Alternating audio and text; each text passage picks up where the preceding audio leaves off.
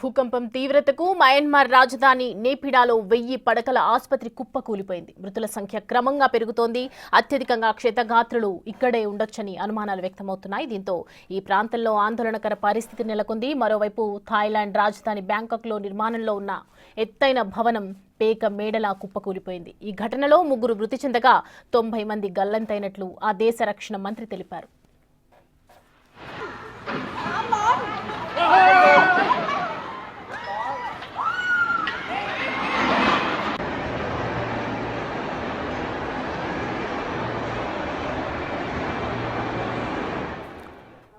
మయన్మార్తో పాటు థాయిలాండ్లో 12 నిమిషాల వ్యవధిలోనే 2 సార్లు భారీ భూకంపాలు సంభవించాయి.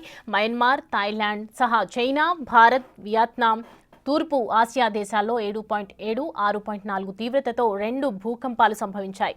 దీనివల్ల థాయిలాండ్, మయన్మార్లో భారీగా ఆస్తి నష్టం జరిగింది. బ్యాంకాక్ నగరంలో 30 అంతస్తుల బిల్డింగ్ కుప్పకూలటంతో 43 మంది చిక్కుకుపోయినట్లు తెలుస్తోంది.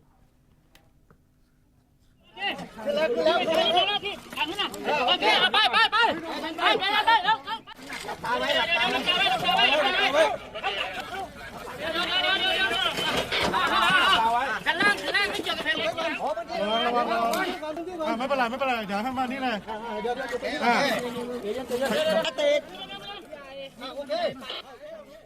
ఆ దేశ స్టాక్ ఎక్స్చేంజి కార్యకలాపాలను అధికారులు నిలిపివేశారు. ప్రస్తుతం దేశంలో అత్యవసర పరిస్థితి ప్రకటించారు.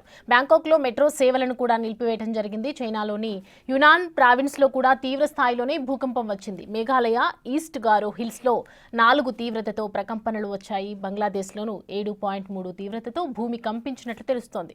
తాజా పరిస్థితుల నేపథ్యంలో థాయిలాండ్లో ప్రధాని షినవత్రా అత్యవసర పరిస్థితిని ప్రకటించారు.